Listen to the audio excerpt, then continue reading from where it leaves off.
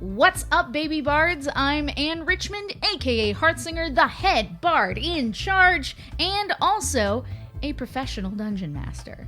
Not the sexy kind that you might be thinking of. I mean the dice distributing, word wielding, BBEG beguiling battle master type that gets paid to provide best in class service to tables of adventurers. Wait a second, that is kind of sexy though.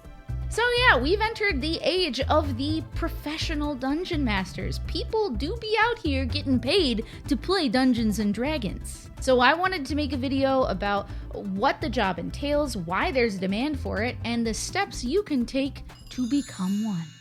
So let's start with the big burning question. Why are there people out there willing to pay a dungeon master to run a game for them when there are people out there willing to run games for free?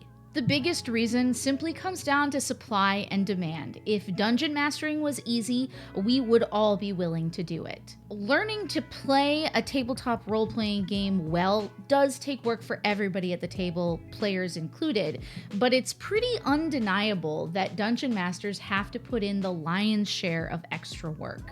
And having a single player who's negatively impacting your time at the table can be more easily dealt with either through conversation or replacing them than only having one person in a group of, say, 5 or 6 who's willing to take on the role and they don't happen to be running the type of game that you want to play in. There's just a lot of aspects of being a dungeon master that can make the experience less creatively fulfilling and more clerical. And not the kind that can channel divinity. You need to have developed a working and thorough knowledge of the rules. You have to be able to prepare and aid players with character creation. You need to have great interpersonal skills even in the midst of mad multitasking. You need to have a system in place for how you learn written adventures or develop your own. You gotta have resources for music and maps and tokens and handout art, and then there's world building and notes maintenance and setting up layers and handouts and tokens and everything needed to actually run the game in Roll20 or whatever your virtual tabletop is. All of this while nagging us for our backstories and making sure that everyone at the table is clear on when, where, and how we're going to meet. Aside from the basic supply and demand visual of having multiple players at a table and only one dungeon master, our hobby is expanding. More and more and more people want to join us at the table and tell stories and explore new tabletop RPG systems. And this is truly what creates the demand that professional dungeon masters service by learning how to run games with skill and confidence. And if you are one of these new folks coming into the hobby, freaking welcome. We're glad to have you. And it is totally understandable that these folks might be a little bit anxious about diving in with new people. Like, there's a lot of social anxiety involved in tabletop role-playing games. Paying somebody to give you a little bit of their time and patience and a helping hand can make all of the difference in having a positive first experience. Professional dungeon masters have the experience required to really understand and serve the needs of their players. We spend the necessary time on or before session 0 drawing our lines and veils with the party, learning both how to describe the games that we offer and also truly gather the desires of the players who are going to sit down with us to create an adventure that satisfies everyone. And when it comes to trying new systems, I know from personal experience, I have relied on demoing games at conventions. And in essence, people are paying DMs to do that when they're not at shows. Another source of demand for pro DMs comes from corporate team building programs, which seems crazy, but with the very publicized popularity of D&D in the last few years, there are more people in this world willing to give it a try and excited to sit down with a group of their coworkers and solve problems with the excuse to swing swords at the same time. between those and, let's say, birthday party one-shots, these are the type of events that really benefit from hiring somebody to do all the heavy lifting on planning and facilitation so everybody else can just simply arrive at the table and have a great time. So now that you have my 2 copper on why I think professional dungeon masters exist and why there's a demand for them, we should talk about the difference between how it feels to run your game at home versus what it feels like to run a game for play. So unlike my home game where there's a lot of shared responsibility for communication and organization of how and when we're going to play, I take that all onto myself as a professional. I will collect people's schedules, figure out the crossover options for when we can play the game, present them to the group, let people vote, and I'll also be the person facilitating more difficult conversations on topics like player flakiness or somebody that might need to share the spotlight a little bit more. When I'm being paid to run a game, I'm really thinking a whole lot less about what I want out of a game's story and a whole lot more about building stories that are going to satisfy the communicated desires and requests of my clients. And when I'm paid to host a stream for a company or a charity event, I'm also thinking of myself as the host. I have to be aware of how long the halves of the games are going to be, whether there are sponsors we need to talk about, or whether donations will affect the flow of the game. There's just a lot of extra stuff you need to be aware of and prepare yourself to have a working knowledge of. I want to be able to talk about the charity I'm supporting while we're running the game, for instance. Between games, I create and collect a lot of how-to documentation. So that includes surveys for table safety, anything on how to build characters, whether that's videos I've made on this table telling people how to build a character in D&D Beyond, or building pre-made characters that I can simply hand out at one of those corporate events, templates to distribute to all players so that they can submit token art or any clear backstory information that I might want to build into the game.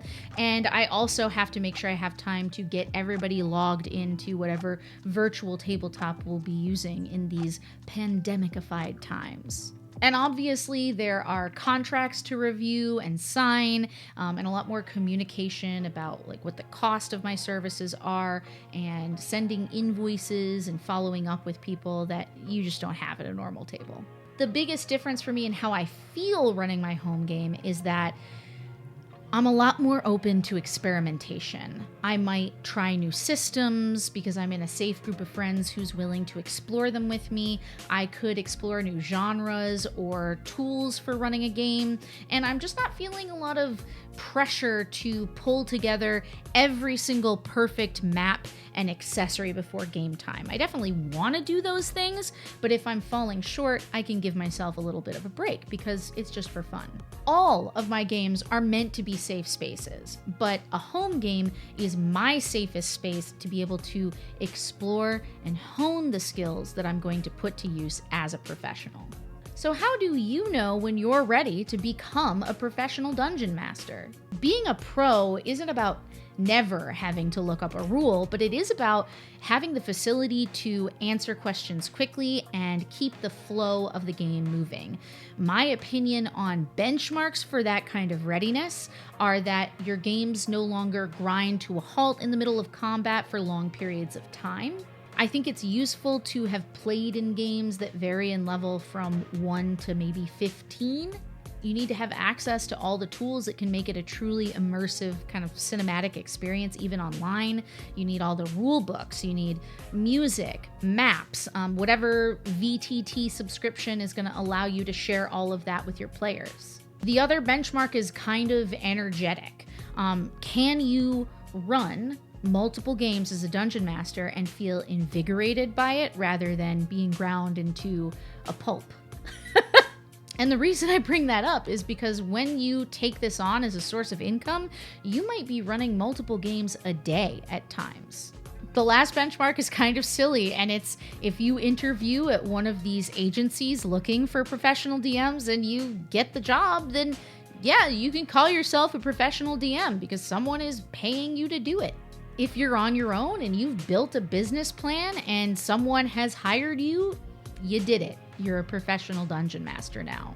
It's all pretty damn subjective, but at the end of the day, no one can really determine the worth of your time and your efforts but you, and that goes for most things, not just this. So if you think you might be ready, try advertising to do a couple of birthday parties or ask your players what they think you could do to bring your skills up to these benchmarks. You might not be that far off. And to that end, how much should professional dungeon masters charge? There's a huge range in what people charge for their services. You might start on the low end with somebody who's asking for like $5 from every player and a couple slices of pizza. I would describe that more aptly as minimum wage for the time they spent running and prepping the game, and it usually looks like $75 to $100 split between the members of the table. Personally, I charge anywhere from $200 to $300 depending on a lot of different factors, and I ask questions of the person looking to hire me to determine where that would sit. But there are whole event companies that build luxury travel experiences around playing D&D with celebrity dungeon masters like D&D in a Castle or Satine's Quest. Those experiences last several days. They cost thousands of dollars. They include multiple sessions, maybe some LARP or fine dining, and so much more. So there's a lot of things that people are willing to pay for. It just depends on the experience they're looking to have. Side note, I offer my Patreon subscribers the chance to reserve a seat at my table for $5 a month. So that's pretty much a steal, and you can check it out at the link in the info section below. I do want to make sure we cover what a professional dungeon master is not. Hiring a professional dungeon master is not an excuse for you to be a selfish player that makes it impossible for everybody else at the table to enjoy the experience because you, quote unquote, paid for your seat. Nah, that ain't it. A professional dungeon master is not someone who will accept your toxic behavior no matter what. Refunds are totally a thing, and we are up to the task of protecting the table as an impartial judge. That's one of the many benefits of having a professional dungeon master. A professional dungeon master is also not your best friend. This is someone you hired for a purpose, and while friendships can absolutely develop, assuming a parasocial relationship is just not really healthy for anyone. And lastly, a professional dungeon master does not make somebody perfect. How many people do you work with at your job that you think are perfect for the job they have? Everybody is working on something. People make mistakes, but a professional dungeon master will take responsibility for them and make it right. We do what we can to best serve our customers. So some of you listening to this are probably thinking, man, being a dungeon master does sound like an awful lot of work. Should I be paying my dungeon master? If they aren't advertising their wares and if they're not expecting to be paid in more than dedication, kindness, and pizza, then probably not. They're probably good. That being said, one of the nicest things that you can do to thank them is to, well, thank them verbally. Tell them that you're enjoying the game. Tell them what you enjoy specifically about their game. Or if you wanted to give them something, go ahead, get together with your table and buy them some terrain or some maps or minis or dice. And hey, if you want to buy them a pizza every now and again or beer, I'm sure they wouldn't object.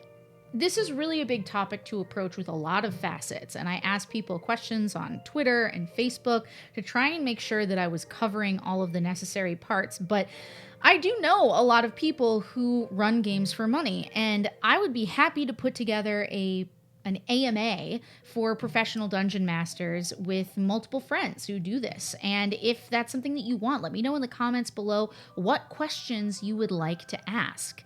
And of course, subscribe. Like this video if you liked it, and subscribe to the channel for more tabletop RPG content every single week. That's it for now, everybody. I'll see you on the next quest.